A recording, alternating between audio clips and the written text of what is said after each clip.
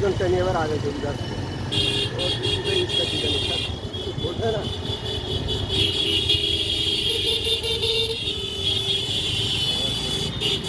একজন ব্যবসা করতে যাই তাহলে আর এতটাই যোগ দিতে পারেন। তাহলে কি আসতে চাইলেন তা আসা নাকি সকালে আসলাম